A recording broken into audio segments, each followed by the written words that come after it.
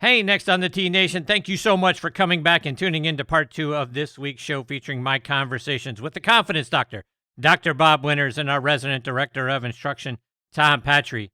This month, Doc and I get into the vital role that our dominant eye plays, not only in our swings and in our putting, but also in our confidence. So get your notebooks ready. He's got a couple of keys that you're really going to want to write down and refer back to later on.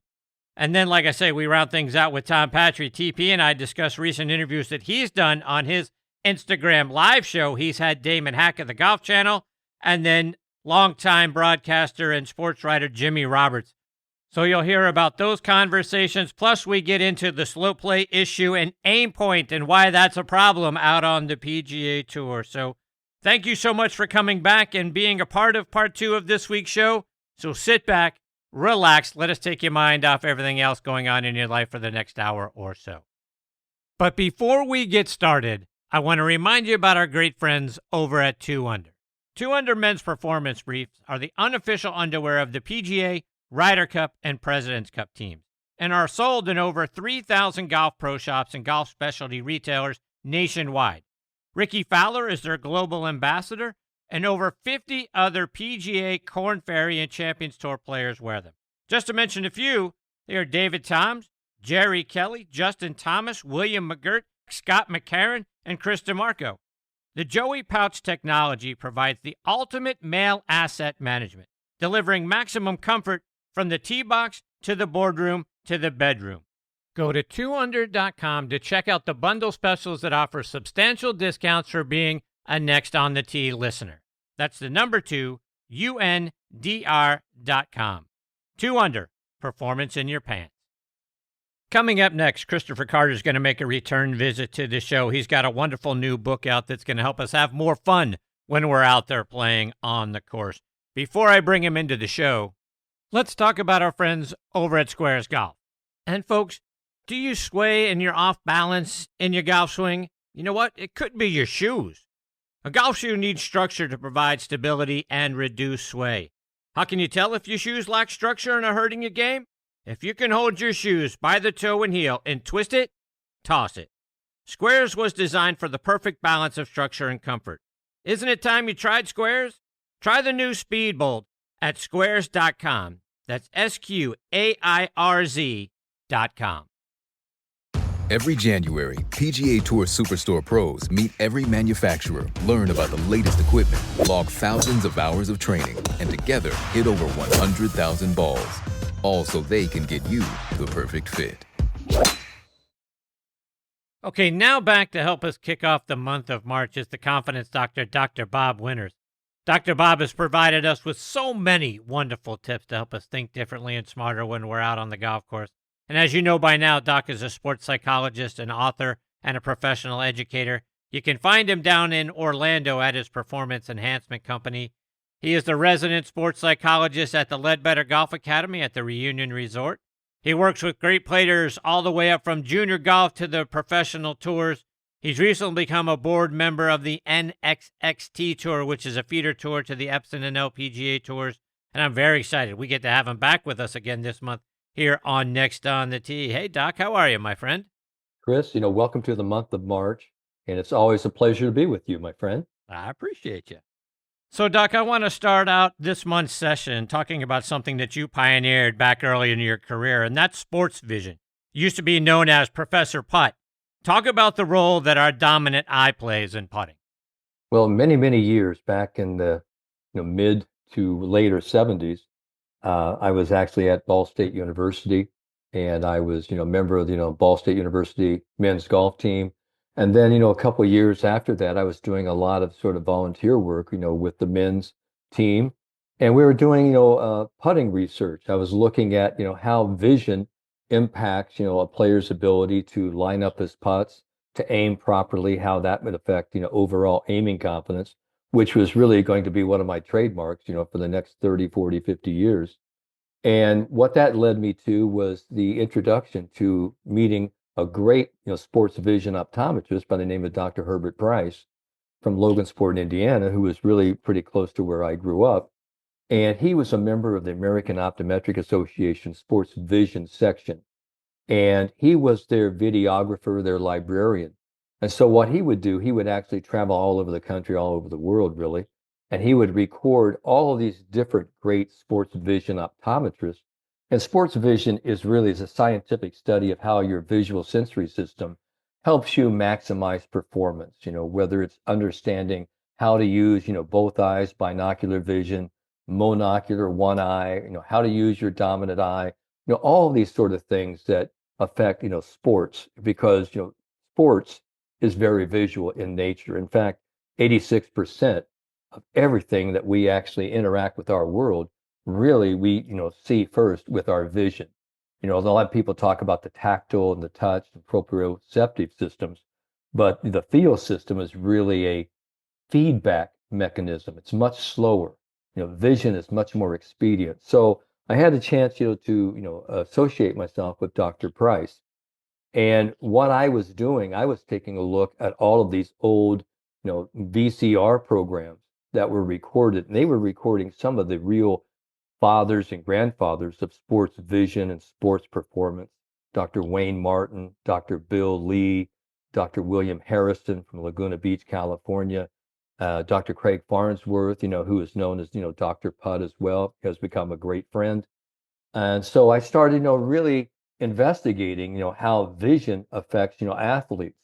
And what Dr. Price and I did, we went all around the state in the early 80s and we started, doing, things with different, basketball teams, high school teams, college teams. We also had a chance to work with the Indiana Law Enforcement Academy with their what they call the FATS, FATS, the firearm training system, shoot or don't shoot, speed and span of recognition training, where you would actually be, seeing this huge big screen and you had, to actually understand what was going on in this situation. Do you draw your gun? Do you fire? Or do you actually, recognize all the things going on? So just a lot of great things with vision. And I started working with, a lot of basketball players, on their free throw shooting. And that got me into understanding the dominant eye. And it was funny because if you are a right eye dominant person, if you're at the foul line, what happens is that, a lot of players shoot right over their right eye. They actually align their right foot. They're a little bit staggered. Their left foot is back and they kind of shoot asymmetrical. They shoot almost off their right side. But a person who's cross dominant, meaning they're right-handed and their left eye dominant, they might even shoot a little bit off the center. Now I'm kind of getting ahead of myself, but what that did, that led me to actually start going out on tour. And before we even had really sports psychology, I was really into positive performance psychology and I had sports vision. So when I went out and started talking about being able to see chromatic color patterns in the greens, being able to see, really monochromatic dark on light or light on dark lines going from your ball going into the hole. I mean, that was almost like the movie Jaws. You see, when you start talking sports psychology, the movie Jaws said, when someone says barracuda, people go, huh? What? But when you start talking about sports vision and you start talking about target awareness, being able to see the ball going clearly into the hole and being able to see a line going from the ball into the hole, that's like saying shark. So I had a lot of people's attention, very, very quickly. And so what I, I started working with a lot of different people. I mean, you had Cindy Miller on your show here recently. I worked with her husband, Alan Miller, for many years. And it was great to work with him and Joe Inman, Jim Simons. There were a lot of people that were interested, even worked, with a young, Nick Price, had a chance, to work with him, and kind of introduce him to it. Uh, Nick Faldo in later years went on, introduced myself to him. He started working with Dr. Craig Farnsworth and Dr. Farnsworth wrote a wonderful book called See It and Sink It.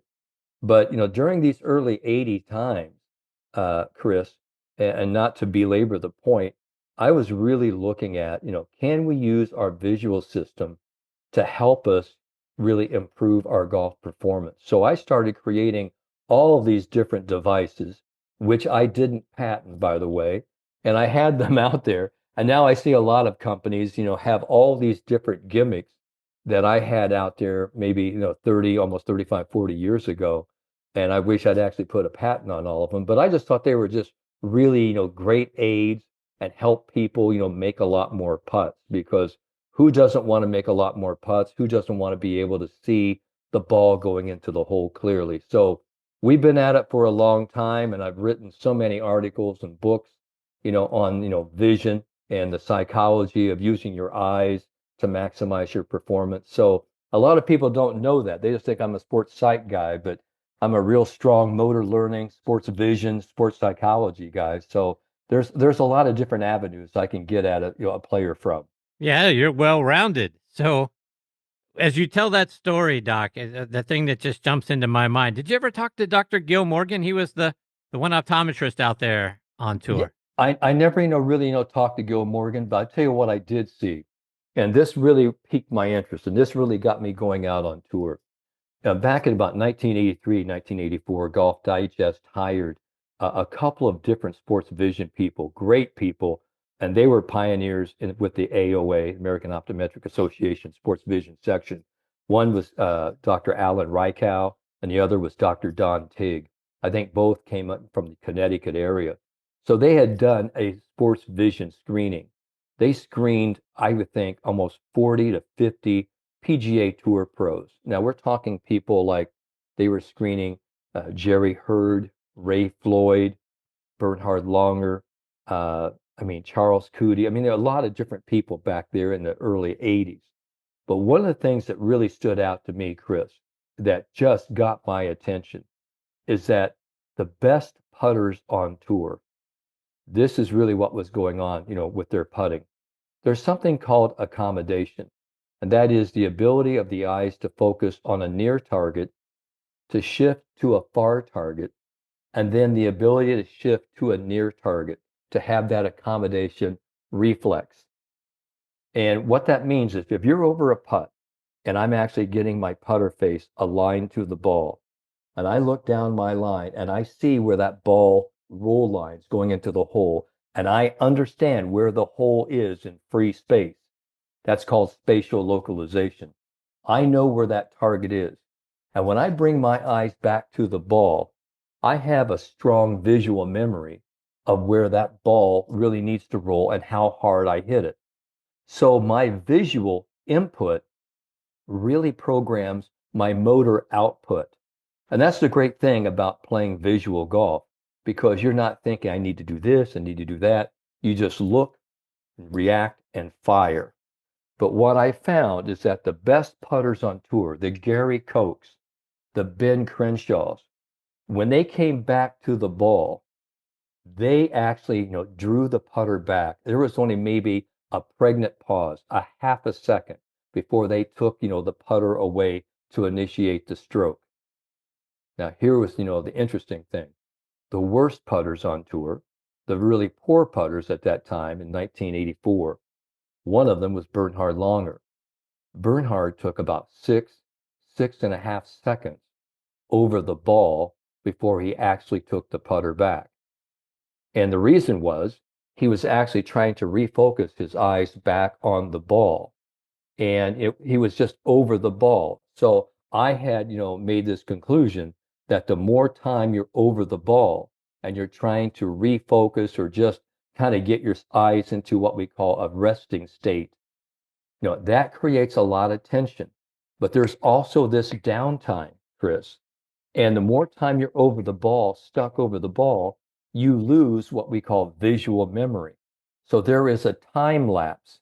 So you lose, sort of this feel that you get through the input through your eyes, and your motor output is challenged. So a lot of times, Bernhard and a lot of players, they get stuck over the ball. They forget, where the hole is. They forget how hard they want to hit it. And then when they take it back, they sort of jab it. So just knowing some of that information, I went and just started going out on tour, talking to a lot of people. And then I started doing a lot of my own research, which led me to the University of Virginia, where I was with, Dr. Bob Rotella and Dr. Linda Bunker and a whole lot of other people, where they actually just let me do all of this wonderful research. And we were finding out everything about confidence and vision and dominant eyes. And it's just sort of led me to where I am today. So, and, a lot of people always ask me about putting, but, putting, great putters, I can just tell you this, great putters, they see the ball going into the hole. I mean, they almost know exactly where this ball needs to fall into the hole. And not only do they see it, but they actually see their ball roll line and they see their ball in dynamic motion at the rate of rotation going into the hole. Now, that's really what great putters do.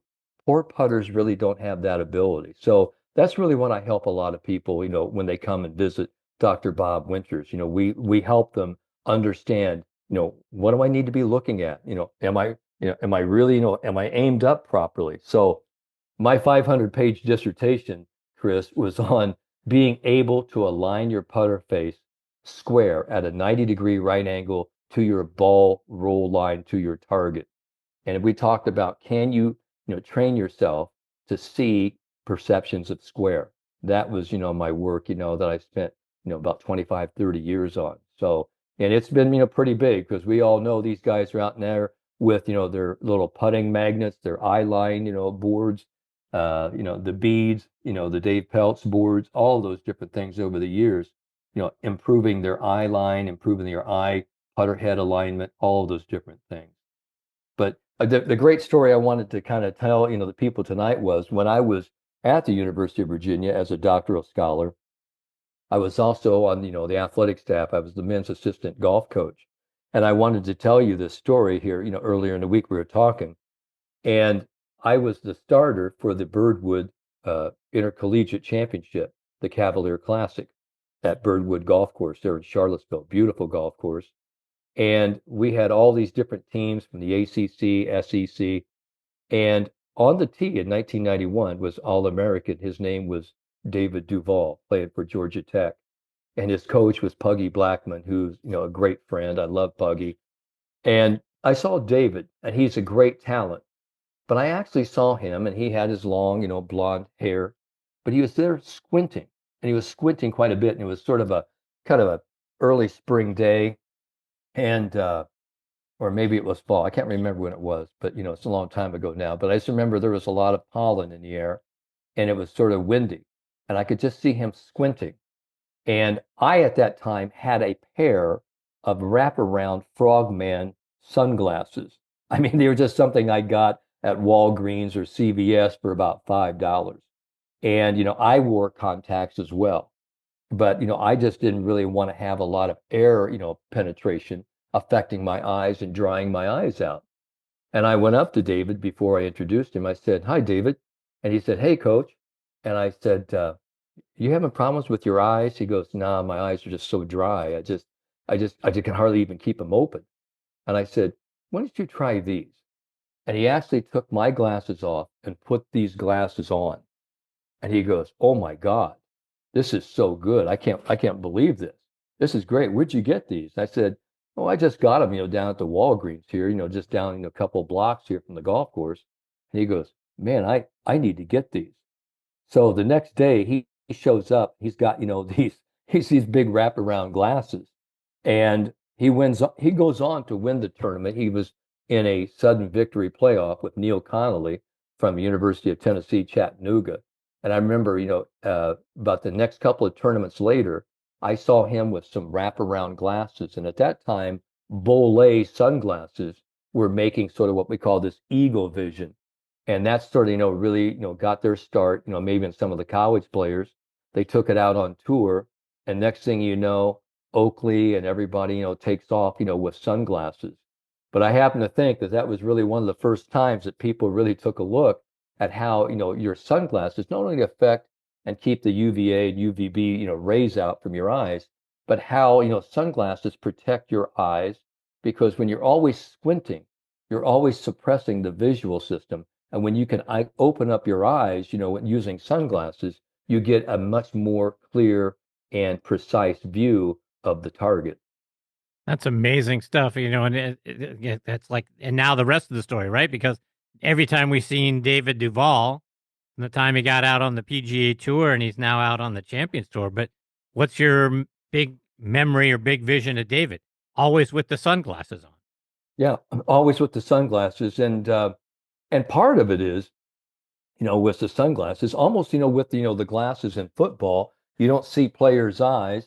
A lot of times, players, wear these sunglasses, and they almost seem unapproachable, but you don't know if they're looking at you or they're not looking at you.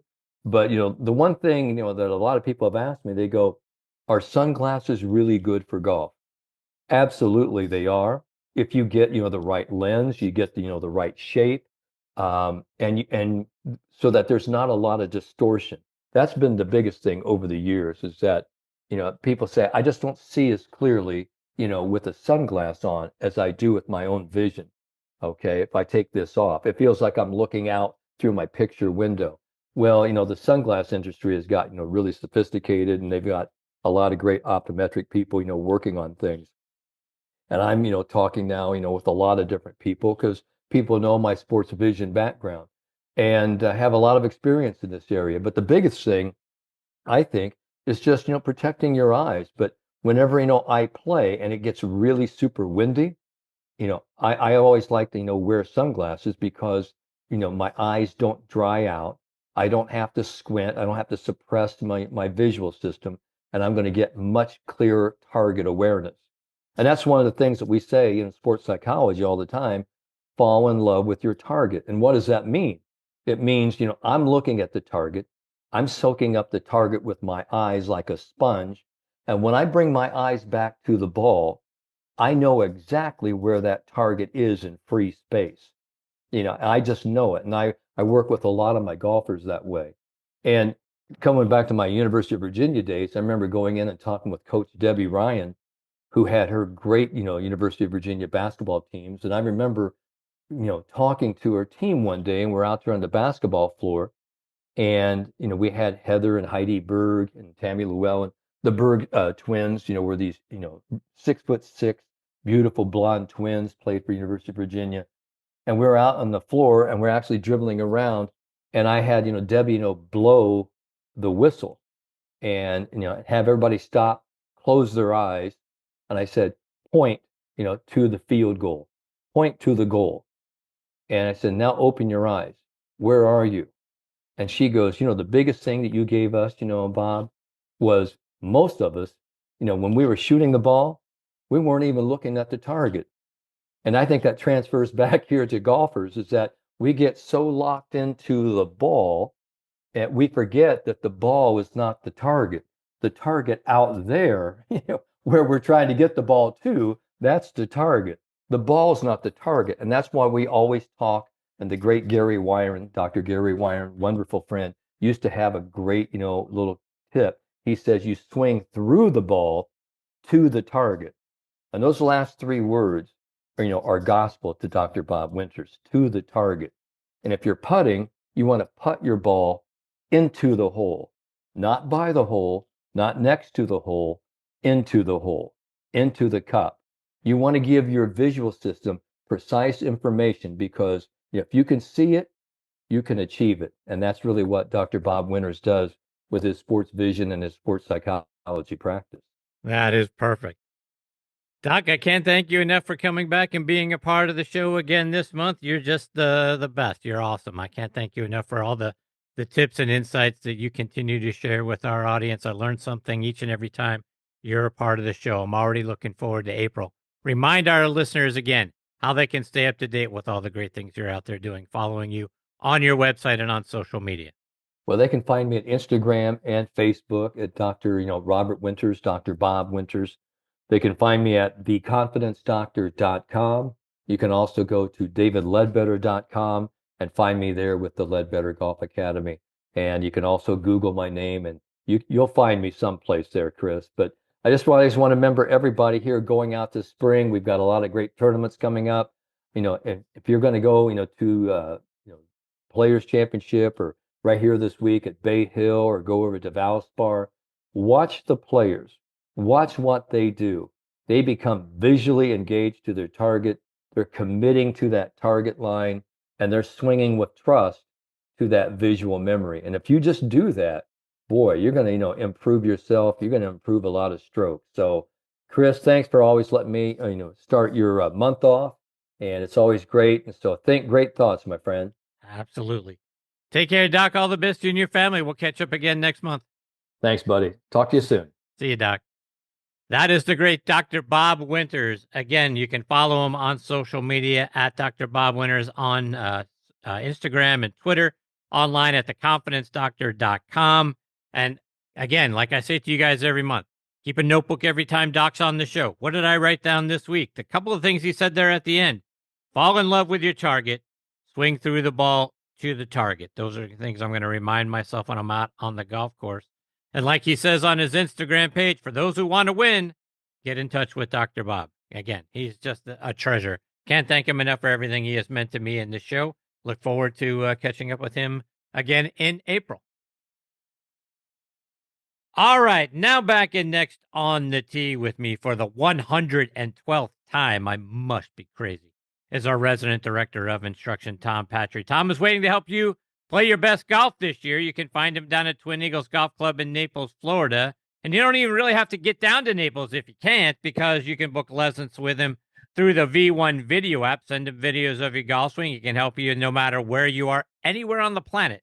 You can also check him out online at tompatry.com and on Instagram at tompatry.golf, where he's taking your questions each and every morning on Instagram Live. Plus, he's got some great guests that join him periodically. Damon Hack joined him last week. He's got Jimmy Roberts coming up here in a couple of weeks, so be sure to check out his page every morning. And as always, I am very excited. He is back with me again this week here on Next on the Tee. Hey, TP, how are you, my friend?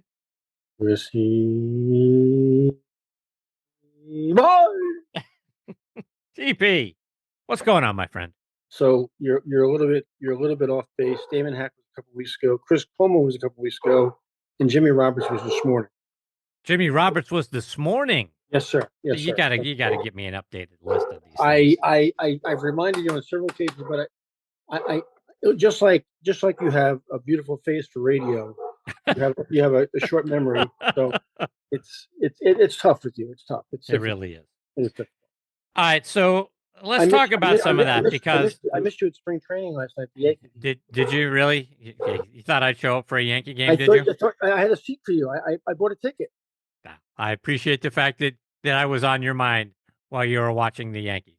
You're always on my mind, Chris. Yeah, indeed.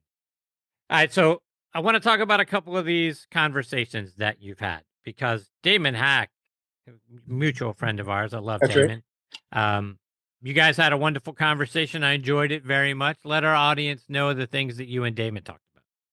No, we just, it's so easy when, and all kidding aside, when you and I get together, or Damon and I get together, or like Jimmy this morning, these are old friends. So it's not really for me like an interview. It's just like let's just chat. And we went all over the place. We went a little live. We went a little bit about his early career. At New York Times, and then evolving into the Golf Channel. We talk baseball. We talk football. I mean, it's the thing about the Instagram Live thing I try to do in the morning with people that I know, and you and I have done this, is we don't really have an agenda. It just kind of goes somewhere. Little more structure with a guy like Chris Cuomo, because I didn't know Chris, and I was really excited to have him on. I have a lot of respect for his teaching, and so I got a little bit more prepared for that, because I want specific questions answered about his thoughts about the golf swing and some of the players he works with and things like that.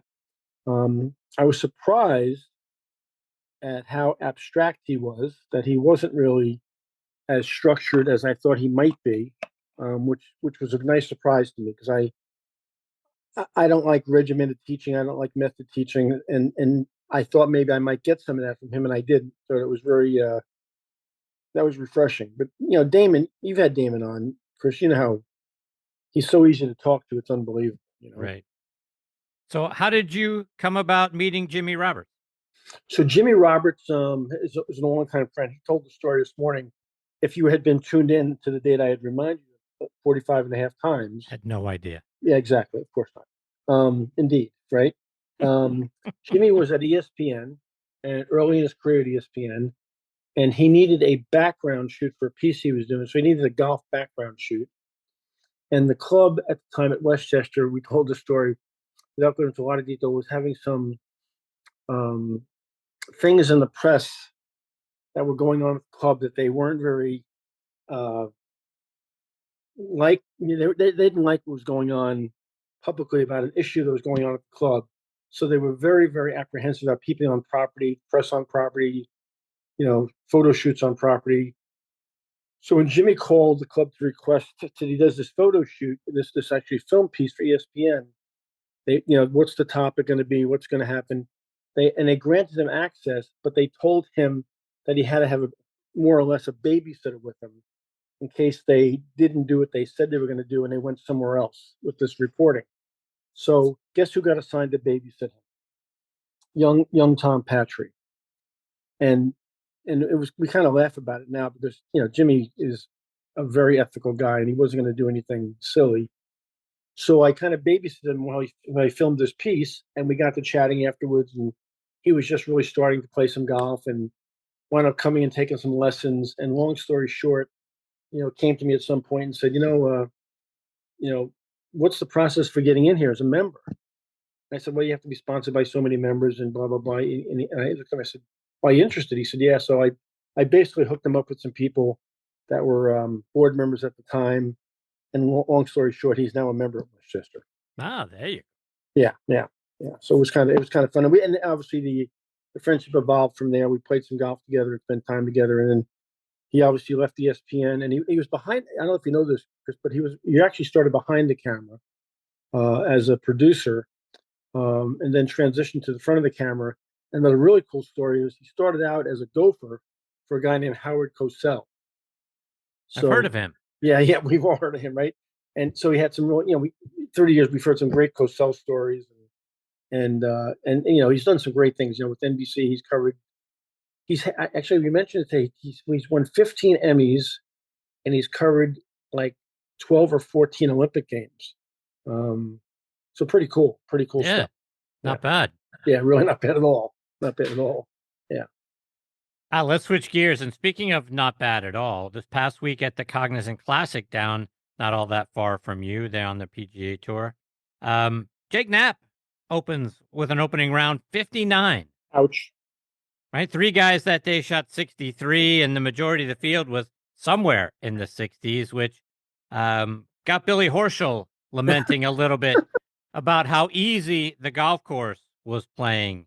And you didn't care too much for Billy's comment.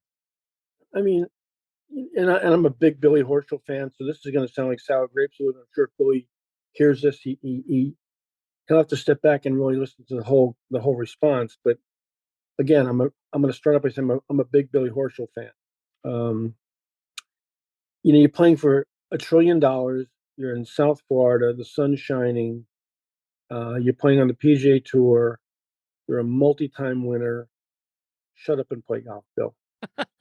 Bill, just shut up and play golf. If it's easy, it's unbelievable. It's too easy, they complain. It's too hard, they complain. Guys, how do you want this thing? Do you want this thing to be brutally, exhaustingly tough? And Jimmy, let's go back to last year, right? You go Cognizant, hard golf course. You go TPC, hard golf course. You go Bay Hill, hard golf course. You go Valspar, hard golf course. And they always complained about the stretch being just brutal, that after 4 weeks, they're just absolutely exhausted. And I would be on those 4 golf courses too, trust me. So you got a little relief in the first round, Bill. Billy, shut up and play golf, Bill. Well, just shut up, okay?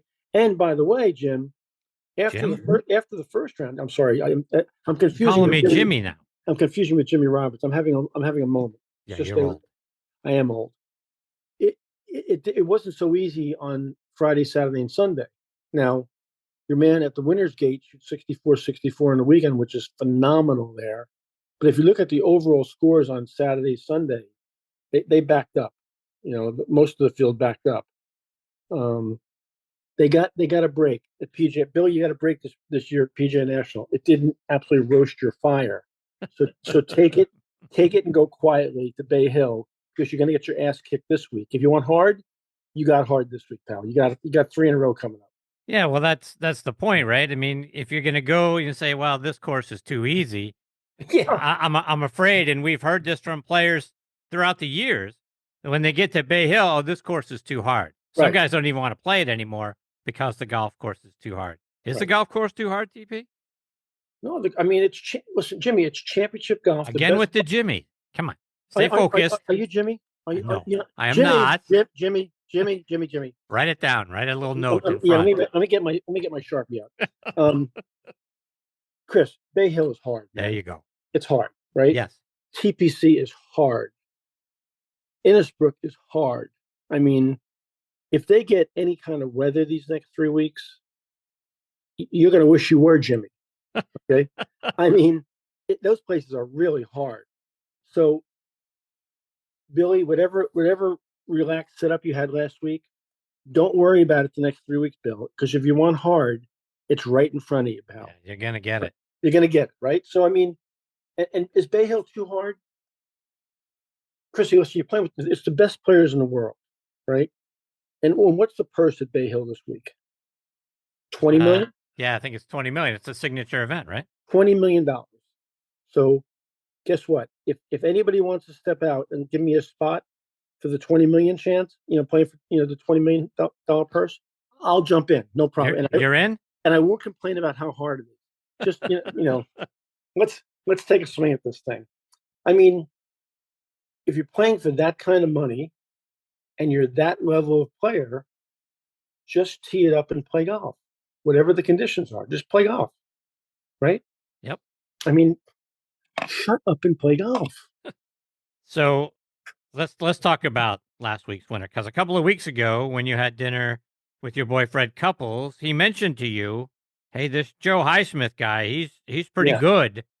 And then all of a sudden he goes out and wins. Talk about why Freddie was so high on him. I'll tell you that how funny that is. We had dinner, Denise and I and Freddie and PJ, my son, and Fred's known PJ since he was a baby.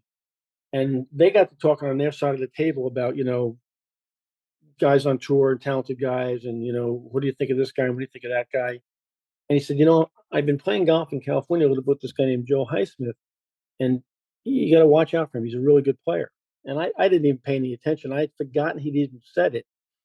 And when he won on Sunday, PJ said to me, my son said to me, remember Fred was talking about him? I go, no. He goes, yeah, don't you remember? I said, no. Just like I thought you were Jimmy. I mean, I must be losing my mind. Yeah, the mind is going. He actually kind of said, yeah, this kid is really good. I've been playing some golf with him. He's got some serious talent. Watch out for him. So that was kind of a heads up there. And then he turned on TV on Sunday and he wins a golf tournament with Joey LaCava's son on the bag. I wonder how. Is that right? Yeah. You didn't know that? No, I did not. So Joey Jr. was on the bag. I wonder who hooked Joey Jr. up with that bag. Yeah, indeed. Right? Fred Couples strikes again. So that was pretty interesting. And I didn't realize that either because I caught like the tail end of the broadcast and I wasn't really watching the thing closely. And Denise says to me, hey, you know who was on the bag? I go, no, I have no idea who was on the bag. He goes, Joey Jr. I go, come on. And it turns out he was, yeah. Wow. Yeah, pretty cool. So, yes, the whole story around him is pretty cool. Now, here's where I got a problem, Tom, because based on the changes coming up next year, Joe Highsmith may not have been in the field at all to win the tournament if this were 2026, because he started the week ranked 123rd in the FedEx Cup standings and 170th in the World Golf Rankings. And so at best, he would have conditional status on tour. So to me, this is the perfect example of the stories that we could lose next year. The same for last week's with Brian Campbell. Yep. I mean, the more we see stories like this, Tom, it's really starting to disappoint me that the tour is going to shrink the field.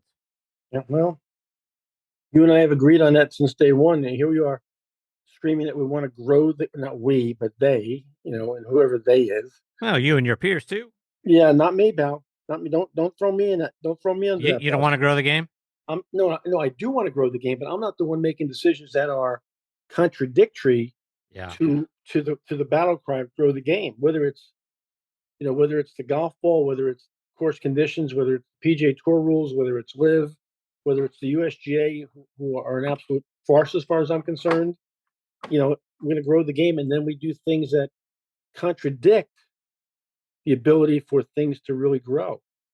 So we're on the same page. I'm with you 1,000%. You know, they're talking out of both sides of their mouth. Yeah. All right, so is your name Chris or Jimmy? it's Chris for It's the Chris. record. Chris. Yeah. Okay. Yeah. Yeah. Okay. Got that? Yeah, I'm losing my mind. Okay. Clearly. Do you know one of the other Do you things know who Aaron Judge is? I've heard the name. He's not very good in the postseason. What I hear. He's not a big time player. Oh yeah. Okay. Continue. Tom Kim has been struggling with his pace of play. And I was reading an article in Golf Digest. He said it's due to some mental struggles that he's having. And he plays in the TGL League, probably playing right now, where they've got a 40-second shot clock that they can see and they have to adhere to. And he says he likes that, no problem there. And even his caddy, Paul Tesori, said he's trying to help out by getting to the ball quicker. Sometimes he's half jogging to get out to the ball sometimes. The tour is also considering allowing distance measuring devices. I know how much you love this sort of thing.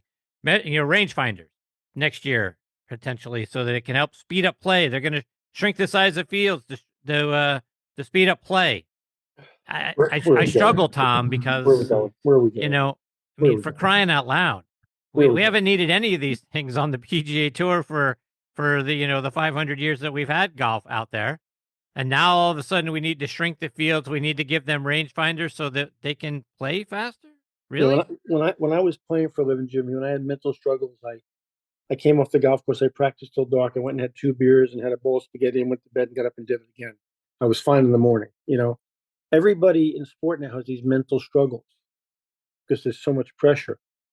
You wanted to play the best golf and the most competitive golf on the planet your whole life. You worked towards that. And you competed as a junior, you competed as a college player, you played big time amateur golf, and now you've got your wish to play on tour for $20 million a week, and you have these mental struggles. You know what? I'm not trying to be insensitive to people who truly have mental disorder, true mental disorder. But if the pressure is too much for you on tour for playing for 20 million a week and having that opportunity, try working in a pro shop folding shirts and donning scorecards. Give that a try and see if you like that for $16 an hour. Okay, let's move on, Tom Kim. Yeah. So some people are out there. I'm going to hear about that, boy. I'm going to get blasted. Of course you are. Yeah. Some people are pointing towards the aim point. The putting piece where with the feet and the fingers and the whole nine, right? Here we go. Some people are saying we need to ban aim point. Colin Morikawa, who uses aim point, says that he's not giving that up. He can do it quickly. It's not a problem. But it seems like a lot of guys, it's a problem to get them moving along. I don't know. What are your thoughts on aim point? It puts you to sleep? I'm going to give you a great aim point story. This just happened actually within the last 10 days. I have a young lady down here who I will not mention her name, who I teach, who's 14 years old. Okay. I've been working with her for about a year now. She's broken 70 several times in competition. Wow. Okay? She's 14. Her kid's a really good player. So she shows up for a playing lesson a couple weeks back, and she's got the fingers up and she's walking around, and it's a playing lesson. Her father is following along in the car, who's a good guy, keeps his mouth shut. He's cool, no problem there. And it's taken about 17 hours to play 9 holes of golf because she's walking around, the fingers this way, that way, straddling the line. So about the 3rd hole, she gets all set to putt, and she's read this thing with aim point, and the putt clearly, to my eye, breaks right to left. Not a lot, but a fair amount. And she aims left of the hole, and it breaks left. And I said, "You thought that putt was going to break to the right?" She said, "Well, yeah, that's what aim point told me." I said, "Well, how did that work out for you?" Right? She goes, "Well, not too well." I said, "I want you to do me a favor," because I didn't think her green reading was very good with aim point, even before that. I said, "Let's play the last 7 holes, or last 6 holes, always rather, just with you reading the putt conventionally." Okay? She has no aim point. I said, "No fingers, no walking up and down the line, no straddling the line. You can read it down the line, you can read it from the side. just by using your eyes, and let's play the last 6 holes. But I said, it's just an experiment. Let's just play 6 holes. She plays the last 6 holes 3 under. Wow. Not only does she hit it good from tee to green, but she holds a 15-footer, about a 12-footer, and about a 17 or 18-footer for birdie in 3 of the last 6 holes. I said, how did that work out? She goes, I guess fine. I said, how are your reads? She goes, they were really good. I said, you want to go back to aim point? You're more than welcome to. But my point, I think I've made my point. And I looked over her father, who had paid, I'm not going to even tell you how much, some stupid amount of money for her to go to a 2-day aim point school, which was a ridiculous amount of money, okay, for what the school did and gave her, and clearly didn't do anything for putting. And then the next thing I want to point to is that Brandel Chambly, who does a incredible job with his homework, whether you like him or don't like him, he does his homework, and he's a student of the game, and he's a buddy of mine. Actually, he's coming on my Instagram Live in a couple of weeks. He did a pretty in-depth study of 15 players on the PGA Tour and their putting stats pre-using aim point and their putting stats since using aim point, and not one person has improved their putting stats post using aim point. Zero. Did you hear what I said? I heard zero. Zero. Yeah. So that's what I think of aim point. Let's go to the next question. Not a fan. Not a fan. Okay.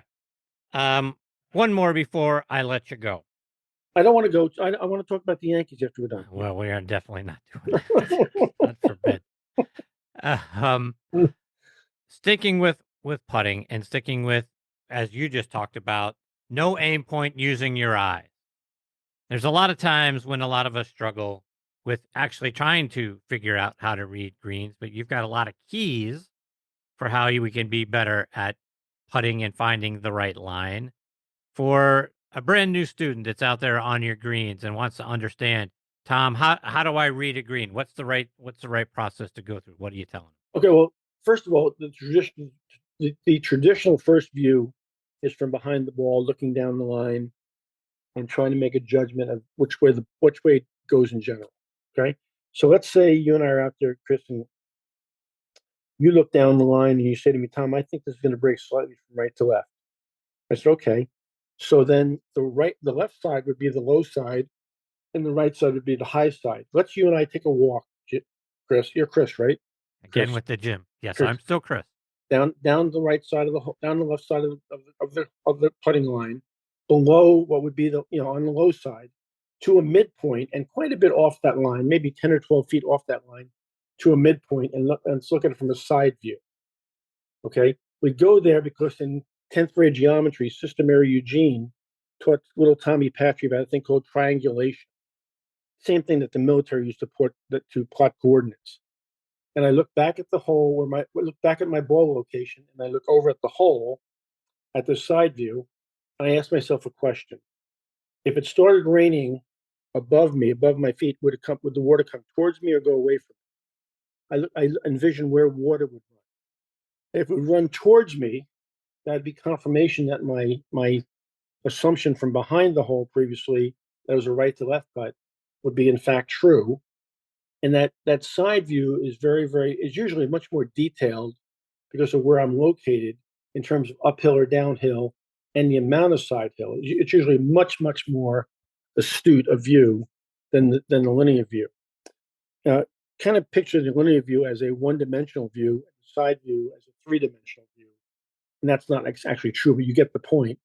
And now I walk back to where I originally started. Now, by the way, if when I go to that side view, there's any confusion or it doesn't match the linear view of my thought, I then go behind the hole, walk down behind the hole, look back up for a third view. But if I get confirmation from below the hole of what I saw in the linear view, I go back up there and then make a judgment about my intended start line. But here's another point, Jimmy. Jimmy, right? You're Jimmy, right? Okay. So, Jim, here's what I do next. You're going to be Jimmy for the rest of the night, just so you know, Chris. Okay. I then go back up there and say, here's the deal. Let's take one ball, let's throw it on the ground and pick a hole anywhere on the putting green. And I want you to practice reading. What do you mean? I want you to go through that routine that we just went through and read it and hit the putt. And if your read is correct, great. But if your read is somehow wrong, if you hit the putt and it does something or doesn't do as much as you thought or less than you thought or whatever, if you miss something, let's then just walk around and look around and see, ask yourself this question: what did I miss? What did I miss in my read that I should have picked up on by walking around and really just taking my time? Nobody practices, you ready for this? Practices reading a green. So No. I'll make my students put a ball down and put it to that hole over there, or put a ball down, put it to that hole over there, and go through a read each time in this process. And then if the read is correct and the ball does what they thought, great. But if it doesn't do what you thought, or is more or less than what you thought, let's put the ball back here and let's walk around together and figure out visually what we didn't see the first time. And always when you do that, they go, "Oh, I missed that," or "I didn't realize that hill was that severe, or that much downhill, or that much uphill." How about practicing reading? People practice their stroke. They do putting drills. Nobody ever practices reading a green.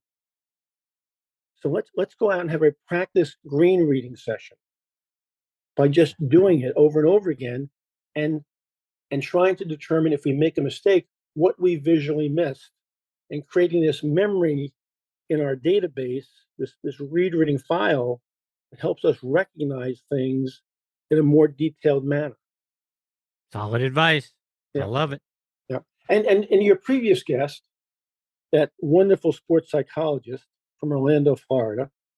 I'm kidding. Bob's, Bob's a good friend. Talked about using your eyes, right? Using your eyes to see the target. Well, we're really saying the same thing. I mean, people lean on these, we'll call it methodologies, like they have a crutch in their hand, when in fact, God gave you two great eyes, gave you a wonderful imagination.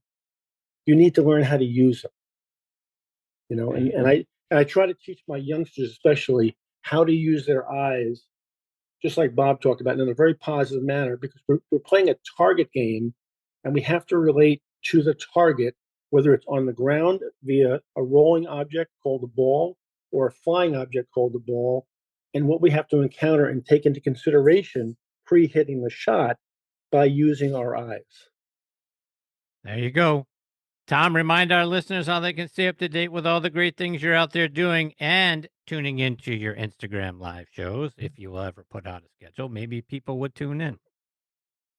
Actually, they get a schedule every single morning when they tune in of upcoming guests. But if you're not up early enough, Chris, or you're too lazy to get up that early, it's tough. It's tough. And if you think I'm going to give you a special invitation, you're out of your mind. We're going to call you. You know how, like in the South, there's Billy Bob? Yeah. You're going to be Jimmy Chris. You're going to be Jimmy Chris. Must be. Must So, be. The best way to get me is every other Tuesday night with you right here on Next on the Tee, because this is the best place in the whole world as far as I'm concerned for golf content. Right with you, pal.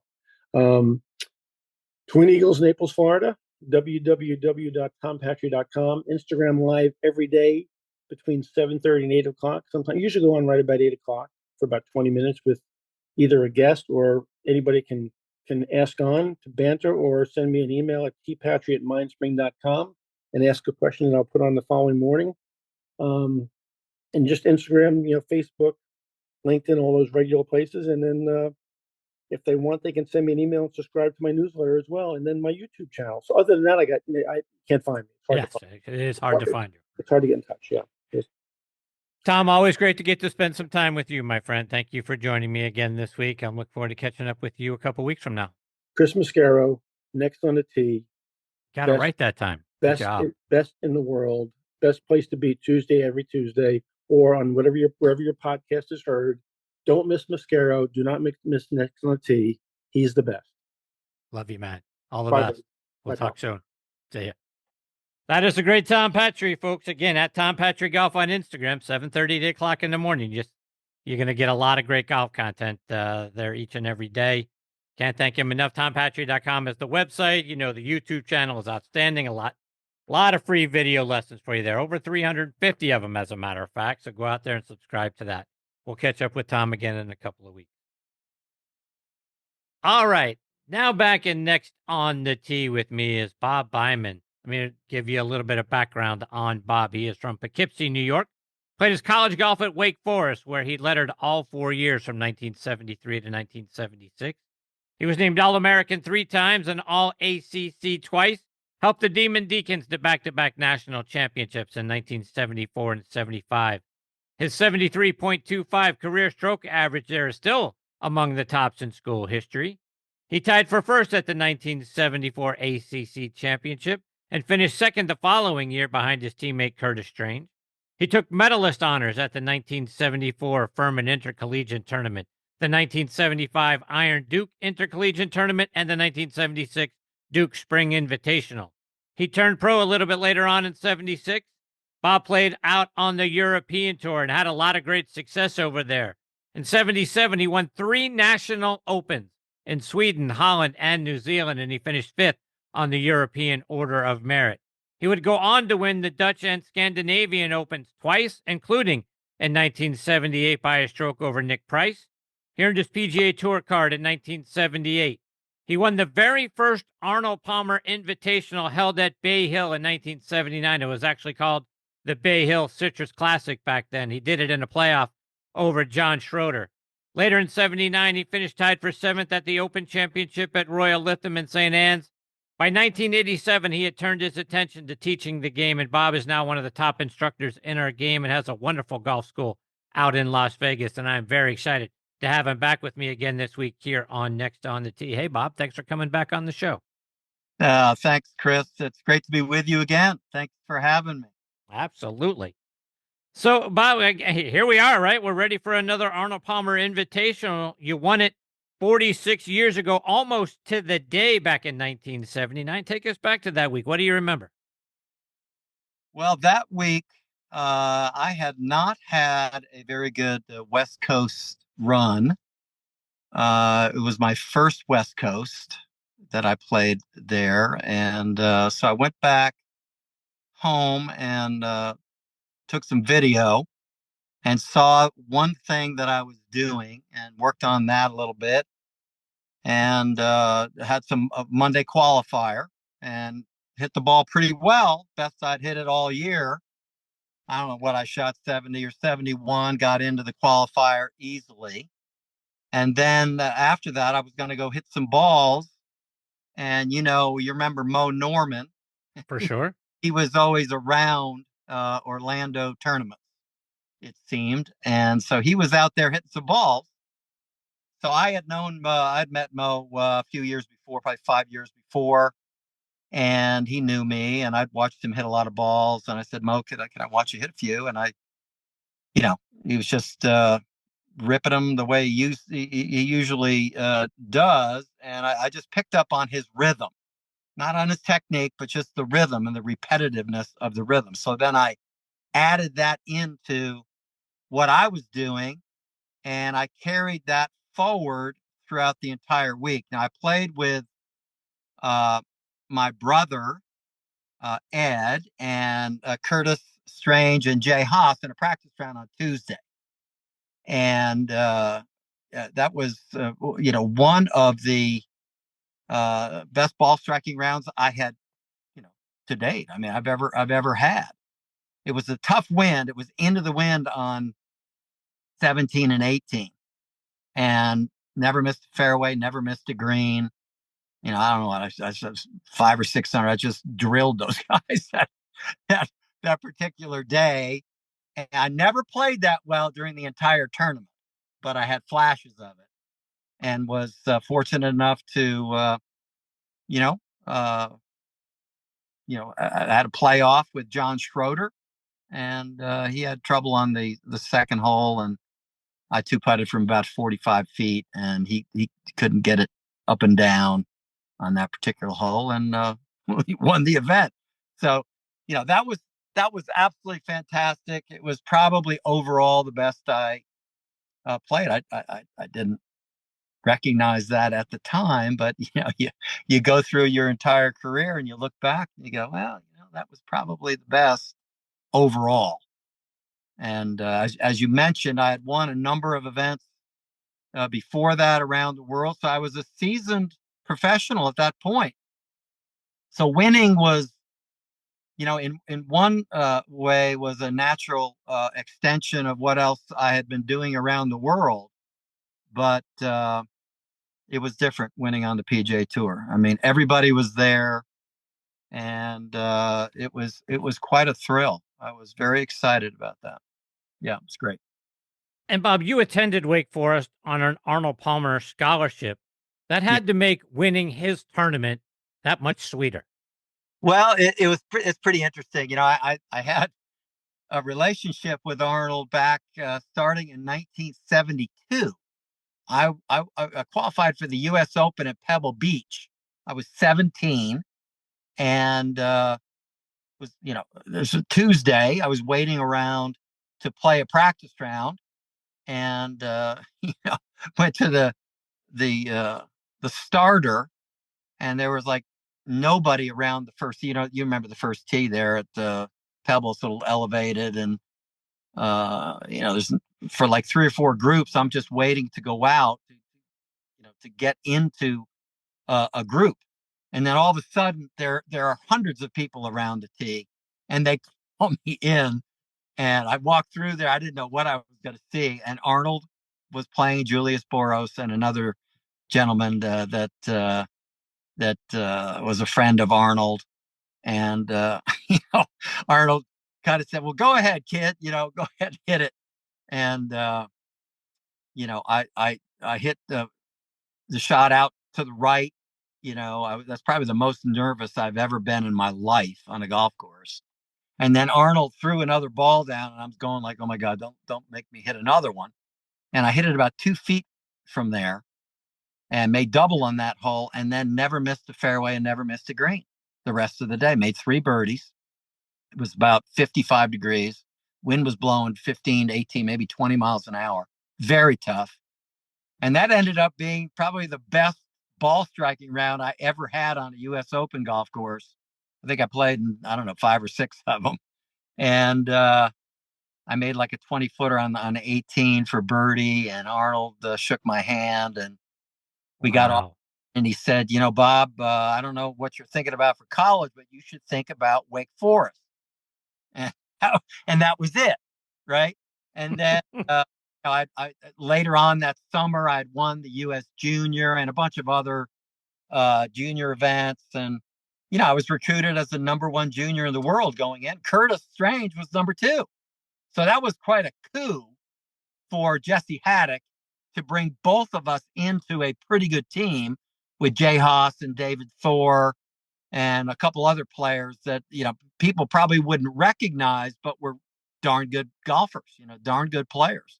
And then all of a sudden, we all, the top 4 guys who ended up being on the tour. I was International Rookie of the Year. Jay was just a terrific player. I don't know, he's played in like 800 events, won a major on the senior tour. Of course, Curtis won 2 U.S. Opens back to back, was the #1 player in the world. David Thor got out on the tour. So we were, prodigious winners, unafraid to win, and we just won. The first year was pretty cool, but the second year we just absolutely dominated. We won by 33 shots. Actually, Chris, I just went back. What was that, in November? I think there was a 50-year anniversary. Is that right? Of the best recognized as the best golf team ever. And so we were recognized at the halftime of the football game at Wake, and everybody was there. I haven't seen a lot of these guys in, my God, 50 years. So it was fantastic. I loved it. It was a lot more emotional than I had anticipated. And it was just great to see Curtis and David and Jay and the other guys. It was just a fantastic experience. I was very surprised about that. Yeah. No doubt. Yeah. Bob, the year prior in 78, you qualified for the Open Championship thanks to your great performances on the European Tour and winning all those national opens. And the Open that year was played at St. Andrews. You ended up tied for 17th alongside guys like Seve, Tom Weiskopf, Tommy Nakajima, just 7 back at Jack, who would win it that year. But talk about getting to play in an Open Championship at the home of golf. Well, That ends up being St. Andrews ends up being my second favorite course ever. Um, I've been winning over there, so I was pretty confident, and winning around the world. I was a good player, and played pretty well the first, let's say, the first 3 rounds, and then was paired with Sevi the last day.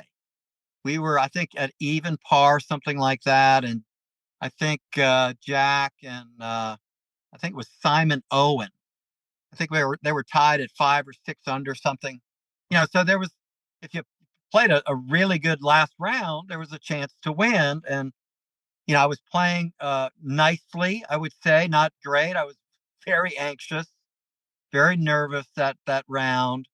I think I was 2 under on the front 9, maybe through 11, something like that, and was only I think 6 under was leading at that point. I said, man, if you could just make a few birdies coming down the stretch, and I'll tell you, my nervous system really could not handle the situation at that point in my career, and I ended up shooting even par for the tournament, tied Sevi, and as you said, tied for 17th.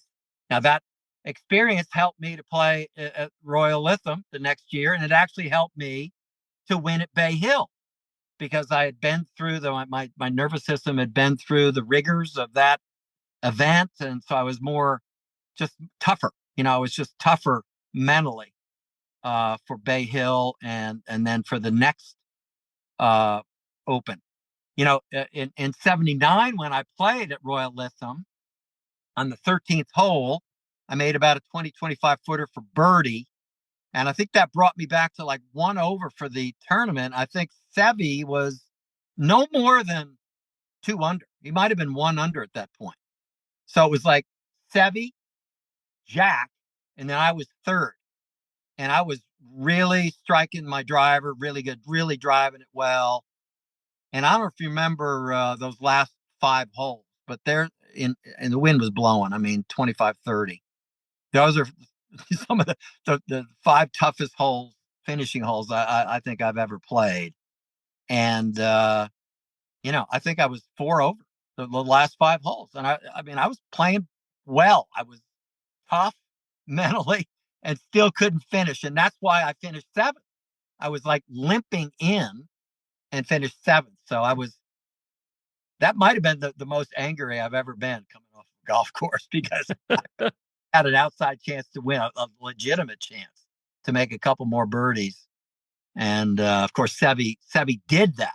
He made a couple more birdies and just ran away from everyone. So, but anyway, seventh, you look back and you go, that's pretty good. Yeah, it is. That win at Bay Hill gets you into the 79 Masters. You finished tied for 34th there, but Yep. What was it like for you to be a part of the Masters? Well, it was really good. Really enjoyed myself there. Condition of the course was fabulous. That was another situation earlier in the year. I had played with Jack in a practice round. I think this was at Palm Springs. I think I played 9 holes with him there, and I'm going off the first hole. I think it was on Tuesday.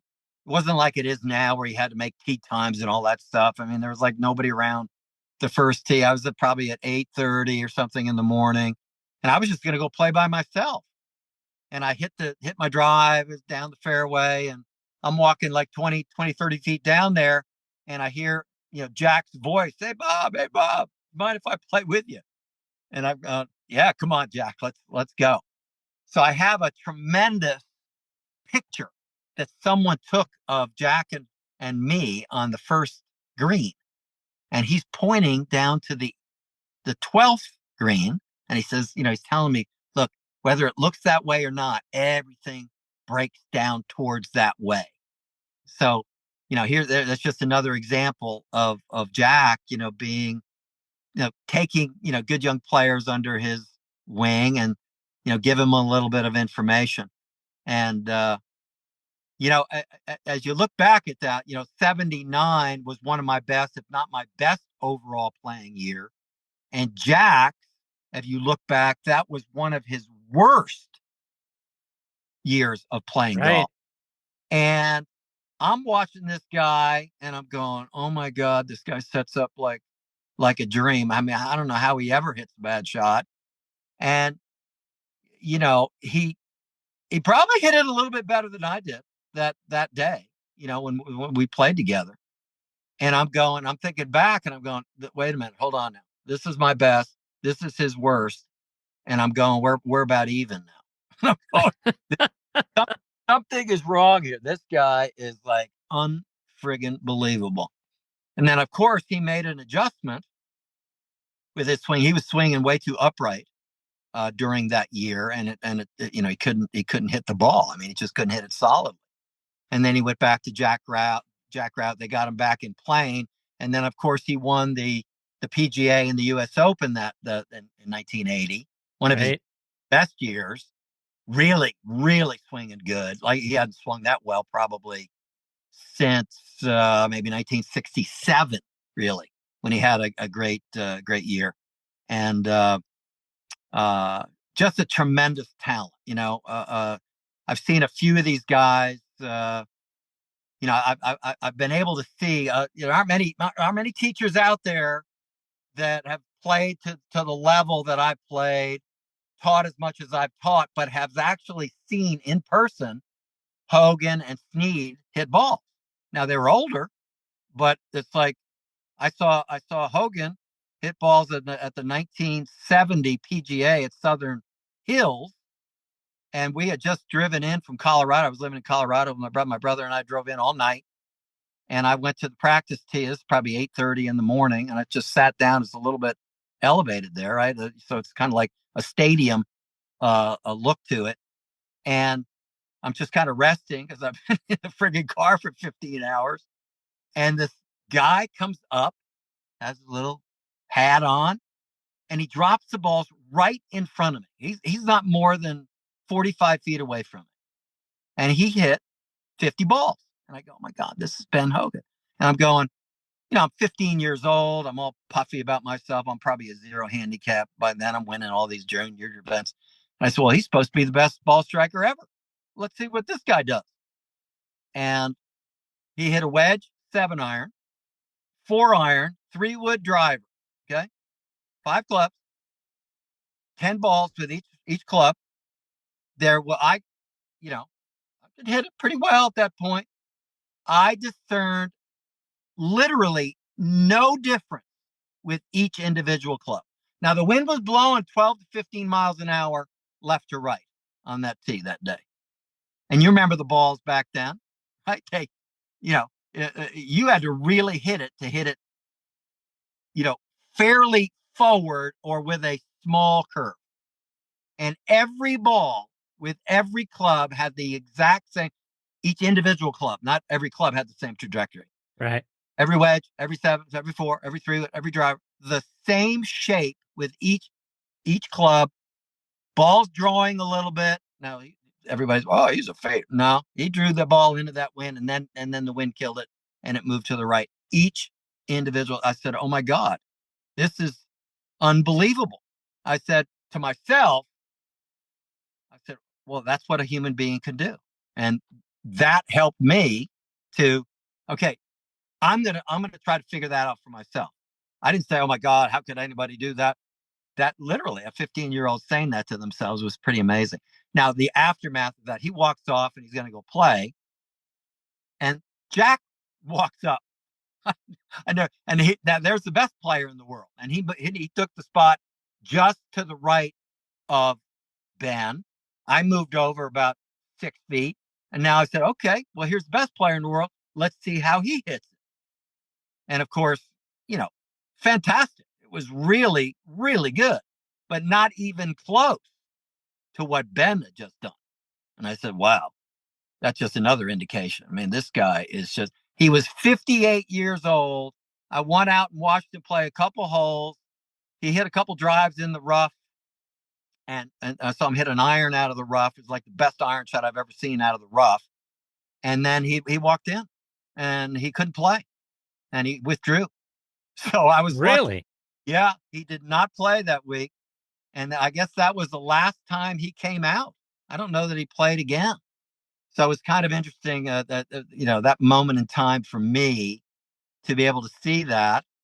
And then just fantastic. We're on this little vein of thought here, Chris. 13 years later, I'm on the tour. 1983 was like the worst year ever for me playing golf, but I'm playing at Disney, trying to figure it out. And I'm on the tee at I think it was at the Magnolia, and I'm hitting balls on the right side. And there's these two guys way over on the left side of the range. Okay, I'm hitting balls. I look back over there, and it's JC Sneed. I know JC, right? I wave over there. Hey, JC, how you doing? He says, Bob, come on over here. So I want you to see this. And I wasn't even sure what I was going to go with. It was Sam. Sam was hitting some balls for JC. Wow. I walked over there and I'm standing, how far do you stand away? 8-10 feet away from somebody hitting balls or something. And he hits, the setup was the third best setup I've ever seen. Hogan's was the best I've ever seen. Jack's was the second. Sam's was the third. And this guy never missed a shot. He's 70, they're born in 1912, right? So Yep. he like 71 and never hit a shot. And he's hitting these, these 5-irons out there, whatever, 150, 155. He says, now watch this, Bob. Watch this. All you got to do, if you want to hit it a little bit farther, you just got to get that right leg to go in there, right? Because how he used to have such a spread in the legs coming into the ball, right? So he said, man, if you just get that right leg in there, you really transfer that weight. And then he hit it like 15 yards farther. He just looked over at me and smiled. You are friggin' beautiful, Sam. No wonder you won, whatever, 82, whatever kind of tournaments you won on the PGA Tour. It's like, wow, this guy could do it on. He's 71 years old. Jesus Christ, he's hitting it better than I am. Well, I mean, one of the great things that I loved about Sam, and I don't know that enough people give him enough credit for how great he was, for how long he was great. But remember, I mean, he was in his 60s, still finishing in the top 5 in majors. I mean, he was 62 years old, 1974, shoot 68 in the final round to finish tied for third behind Lee Trevino. That's right. What a talent. What a talent, and great fundamentals. He actually swung better as he got older. And you keep learning, you keep learning and watching, but he could really, really do it. So I just I feel so fortunate to have seen those two guys. And I'll add one more story for you, Chris, if you don't mind here. This is in 1979, this was on the West Coast. I was not playing that good. This at the Phoenix Open. I'm playing with Scott Simpson on the back 9 of Phoenix Country Club, right? And we're out there early in the morning. I was 7:30 in the morning or something like that. And we're playing around, and I can't remember the holes exactly, but there's a par 3, maybe 13 or 14 or something, and it was maybe 210 over water. The pin was up front, front right. It wasn't more than 7 yards on the green, let's say. And I hit 3-iron in there and, hit it probably 30, 35 feet past. And we, Scott, where we did, I can't remember, but then we finished putting around and we walked off to the back of the green, turned around because there was this guy back there. And I know basically everybody swings, and I didn't recognize this guy's swings. And the ball lands like 6 feet short of the hole, and it rolls about 9 feet past. The greens were hard. And I go, what? Who did that? Oh my goodness. So it ends up being, we did not ask the guy to come up and play with us. And who was it? Was George Knudson. Really? Now, George Knudson ended up being probably the most influential guy for my bringing everything that I know about the golf swing together. knew a lot, but there were always black holes in there. Couldn't, how do you get from there to there and there, and how, so he simplified that thing with his book and his video. And he had just started teaching in 1979. In fact, he got off the tour in 1979, and you read his book and you understand that, but he tells that story. But I'm looking for somebody, right? He's starting to teach, and I don't ask him to come up. And I'd never met the guy. I never met him. And I said, you knucklehead. There was my chance to be who I wanted to be in the game. And it was just like, just like a puff of wind going past you. And you you don't act on it. Oh my God. It's like 6, 7 years, 8 years later, I'm reading his book and looking at his video, all that stuff. I go, this guy is just fantastic. So one of probably the top, probably the 5th best ball striker of all time, Yeah. And you come to know, George was a very good athlete, but he wasn't a great athlete. The guys that were better than him, ball strikers, they were special. They were great athletes. So George was the best ball striker ever with the degree of talent that he had. So I wanted to know what that guy was thinking about. I said, man, what was he doing? Okay, then you read his book and you go there, okay, and then you start. So that really influenced for myself and for my students, and it's just been fabulous, really fabulous. So, Bob, for our listeners now that say, I need to get lessons from that guy, how can our folks get in touch with you, follow you, and maybe get a lesson from you? Well, we have a couple, Bob Byman Golf out there, bobbymangolf.com, and then go to golfschool.com. You go to that one, it's Las Vegas Golf Schools. And I'm at the Revere Golf Club in Las Vegas.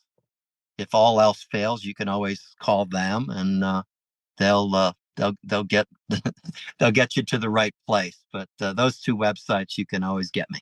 Yeah. Well, Bob, I can't thank you enough for being generous with your time and coming back and being part of the show. There's a lot more I'd love to get in with you. I hope we get this privilege with you again very soon. Well, thank you for having me again. It was fun reminiscing and talking a little bit about golf. It's fun to think about those important moments, in your golfing career. So indeed, I appreciate it very much. Thank you. Absolutely. Take care, Bob. All the best to you and your family. All right. Bye-bye now. See you, Bob. Thank you. That is the great Bob Byman, folks. Again, bobbymangolf.com is his website. Go to golfschool.com, and you can find him out at Revere Golf Club out in Las Vegas.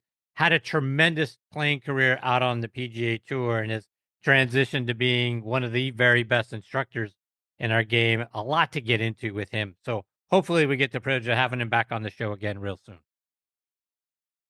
All right, my friends, it is time for me to put a bow on this episode of Next on the Tee. My sincere thanks again to Ben Helmrath, Wes Short Jr., Dr. Bob Winters, and Tom Patri for joining me this week.